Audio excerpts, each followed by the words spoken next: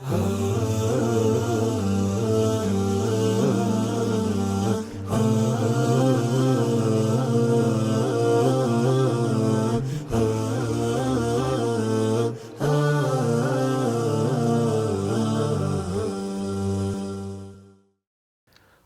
عليكم ورحمة الله وبركاته. الحمد لله رب العالمين والعاقبة للمتقين ولا عدوان إلا على الظالمين ونصلي ونسلم على خاتم الأنبياء والمرسلين أما بعد. സ്നേഹമുള്ള സഹോദരങ്ങളെ, സഹോദരിമാരെ, മനുഷ്യനെ സൃഷ്ടിച്ചതിനു പിന്നിൽ ഉന്നതമായ ലക്ഷ്യമുണ്ട് എന്നു തന്നെയാണ്. എന്താണ് സഹോദരങ്ങളെ ആ ലക്ഷ്യം?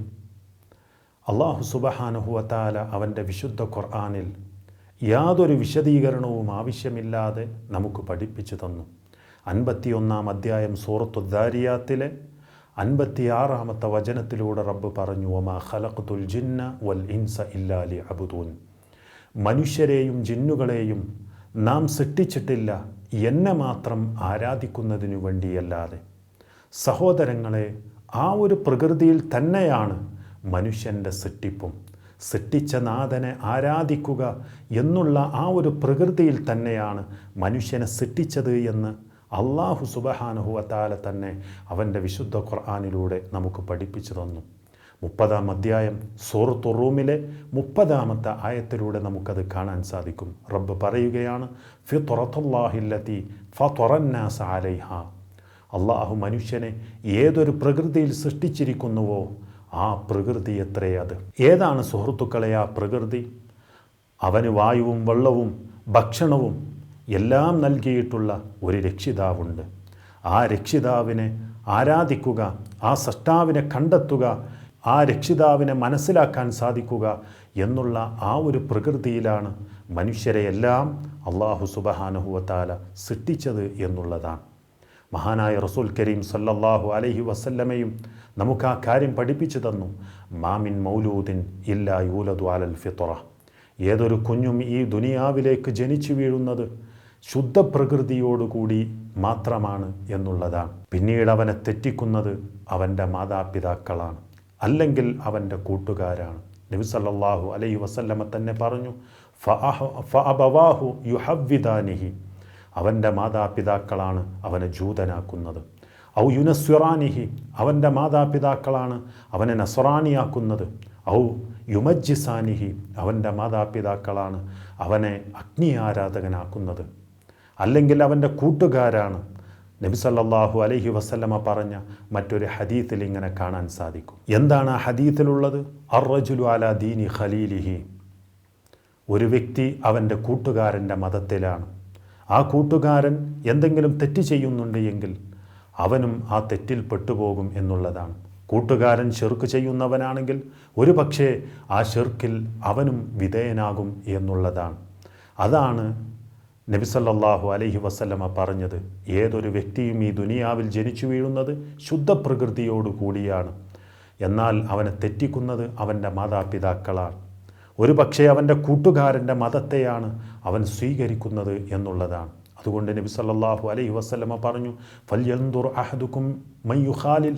നിങ്ങൾ കൂട്ടുകൂടുന്നത് ആരുമായാണോ എന്നുള്ളത് നിങ്ങൾ നോക്കണം എന്നും നബി സല്ലല്ലാഹു അലൈഹി വസല്ലം നമുക്ക് പഠിപ്പിച്ചു തന്നു. സുഹൃത്തുക്കളെ, ഇനി ഏതെങ്കിലും രൂപത്തിൽ നാം തെറ്റിപ്പോയിട്ടുണ്ട് എങ്കിൽ മനുഷ്യർ തൻ്റെ പ്രകൃതിയിൽ നിന്ന് അള്ളാഹുവിനെ മനസ്സിലാക്കുന്ന, യഥാർത്ഥമായ അവനൊരു സൃഷ്ടാവുണ്ട്, അവന് വായു നൽകുന്ന, അവന് ഭക്ഷണം നൽകുന്ന യഥാർത്ഥമായിട്ടുള്ള ഒരു രക്ഷിതാവുണ്ട് എന്നുള്ള ആ ഒരു കാര്യത്തിൽ നിന്ന് അവന് തെറ്റിപ്പോയിട്ടുണ്ട് എങ്കിൽ അതിനാണ് അല്ലാഹു സുബ്ഹാനഹു വ തആല ഈ ദുനിയാവിലേക്ക് പ്രവാചകന്മാരെ നിയോഗിച്ചത്. ഒരു പക്ഷേ ഈ ദുനിയാവിൽ നമുക്ക് കാണാൻ സാധിക്കും ധാരാളം ആളുകൾ അവനെ സൃഷ്ടിച്ച ഒരു സൃഷ്ടാവുണ്ടായിരിക്കെ ആ സൃഷ്ടാവിനെ ആരാധിക്കാതെ മറ്റു പലരെയും ആരാധിക്കുന്ന ഒരുപാട് ആളുകളെ നമുക്ക് കാണാൻ സാധിക്കും. എന്നാൽ അത് മനസ്സിലാക്കി കൊടുക്കുന്നതിനു വേണ്ടിയാണ് പ്രവാചകന്മാരെ അല്ലാഹു സുബ്ഹാനഹു വ തആല നിയോഗിച്ചിട്ടുള്ളത് എന്നുള്ളതാണ്. നമുക്ക് കാണാൻ സാധിക്കും 16-ാം അധ്യായം സൂറത്തുൻ നഹ്ലിലെ 36-ാമത്തെ ആയത്തിലൂടെ റബ്ബ് സുബ്ഹാനഹു വ തആല പറഞ്ഞു, വലഖദ് ബഅത്നാ ഫീ കുല്ലി ഉമ്മത്തിൻ റസൂല. എല്ലാ ഉമ്മത്തിലേക്കും നാം റസൂലുമാരെ നിയോഗിച്ചു. എന്തു പറയാനാണ് സുഹൃത്തുക്കളെ? അനി അബുദുല്ലാ, നിങ്ങൾ അള്ളാഹുവിനെ ആരാധിക്കണേ, വജ്തനിബു ത്വാഗൂത്ത്, ദുർമൂർത്തികളെ നിങ്ങൾ വെടിയുകയും ചെയ്യണേ എന്ന് പറഞ്ഞുകൊണ്ട് എല്ലാ സമൂഹത്തിലേക്കും പ്രവാചകന്മാരെ നിയോഗിക്കുകയും ചെയ്തിട്ടുണ്ട്. അതുകൊണ്ട് സുഹൃത്തുക്കളെ, ഈ ഒരു സമയത്ത് നമ്മളിൽ പ്രവാചകന്മാരില്ല, എന്നാലും നമുക്ക് കൃത്യമായിട്ടുള്ള ഒരു മാർഗദർശനമെന്നോളം വിശുദ്ധ ഖുർആൻ മുൻകഴിഞ്ഞു പോയ പ്രവാചകന്മാരൊക്കെ എന്താണോ ആ സമൂഹത്തിന് പഠിപ്പിച്ചു കൊടുത്ത അതേ കാര്യങ്ങൾ യഥാർത്ഥമായ രക്ഷിതാവിനെ മനസ്സിലാക്കി കൊടുക്കാൻ പറ്റുന്ന രൂപത്തിൽ ഒരു മുഅ്ജിസത്തെന്നോളം, ഒരമാനുഷിക ഗ്രന്ഥമെന്നോളം അല്ലാഹു സുബ്ഹാനഹു വ തആല നബി സല്ലല്ലാഹു അലൈഹി വസല്ലമക്ക് ഇറക്കി കൊടുത്തു. ആ ഗ്രന്ഥം ലോകാവസാനം വരെയുള്ള ജനങ്ങൾക്കും അത് ഉണ്ടായിരിക്കുമെന്ന് അല്ലാഹു സുബ്ഹാനഹു വ തആല തന്നെ നമുക്ക് പഠിപ്പിച്ചു തന്നിട്ടുണ്ട്. അതുകൊണ്ട് സുഹൃത്തുക്കളെ, ആ ഖുർആനിനെ നിങ്ങൾ മനസ്സിലാക്കുക, പഠിക്കുക. യഥാർത്ഥമായിട്ടുള്ള പ്രകൃതിയിലേക്ക് അല്ലാഹു സൃഷ്ടിച്ചിട്ടുള്ള ആ ഒരു യഥാർത്ഥമായ പാന്താവിലേക്ക് നമ്മളെല്ലാവരും കടന്നു വരിക. അല്ലാഹു സുബ്ഹാനഹു വ തആല നമ്മെ അതിനനുഗ്രഹിക്കുമാറാവട്ടെ. വസല്ലല്ലാഹു വസല്ലമ അലാ റസൂലില്ലാഹി വഅലാ ആലിഹി വസഹ്ബിഹി അജ്മഈൻ.